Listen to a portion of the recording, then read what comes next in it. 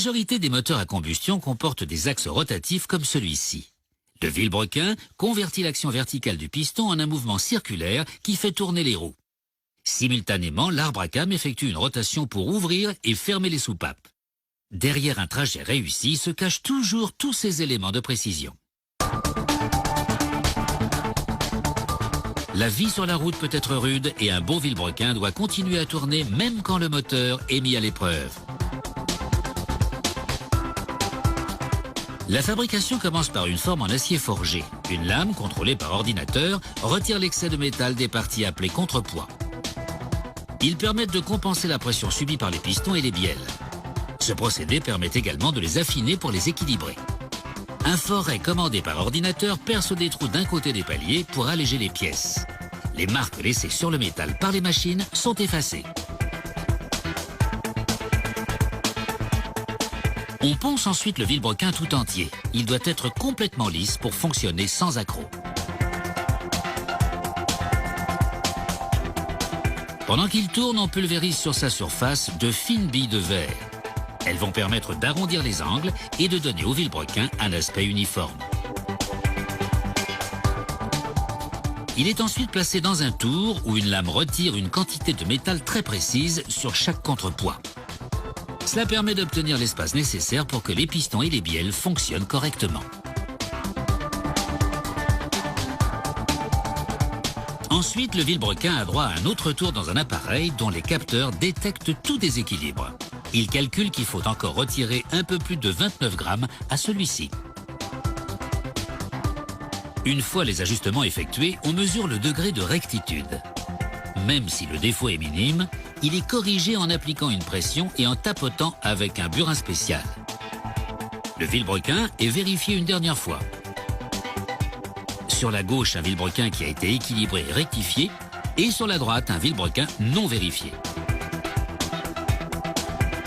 Passons ensuite à l'autre axe de rotation du moteur, l'arbre à cames. La machine transforme une biellette d'acier en une forme de base. Comme le vilebrequin, l'arbre à cames nécessite un travail de précision. Un outil automatisé inscrit les numéros de série et la date d'un côté de la pièce et on peut alors passer aux choses sérieuses. L'arbre à cames doit lui aussi être complètement rectiligne. Le technicien le mesure soigneusement et effectue les modifications nécessaires. Il choisit ensuite le gabarit d'un lobe d'arbre à cames et le place dans une ponceuse. Le gabarit fournit le motif copié par la ponceuse.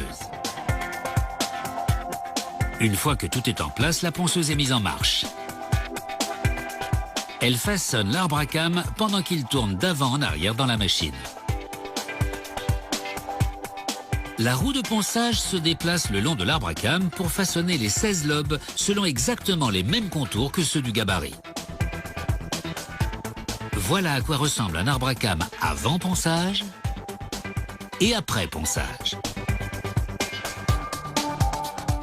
Une sonde à commande numérique mesure le profil de chaque lobe pour s'assurer qu'ils ont les mêmes dimensions et le même levage. Au poste suivant, l'arbre à cames tourne pour pouvoir recouvrir les paliers de portée d'une teinture bleue. La teinture protège les paliers pendant que le reste de la pièce est parkérisé. La parkérisation est un traitement chimique qui protégera l'arbre à cames contre l'usure.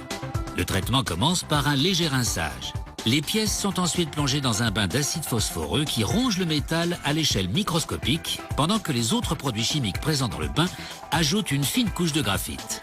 Les résidus sont ensuite rincés.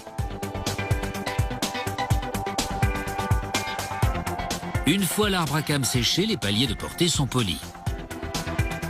Cela permet de retirer la teinture bleue et de lustrer le métal. L'arbre à cames est essuyé avec un chiffon sec.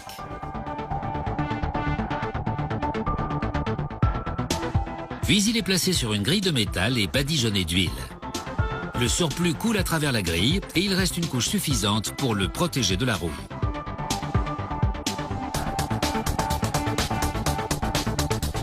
Une fois emballé, l'arbre à cames est expédié vers un garage ou une usine automobile où il jouera son rôle pour faire tourner les roues.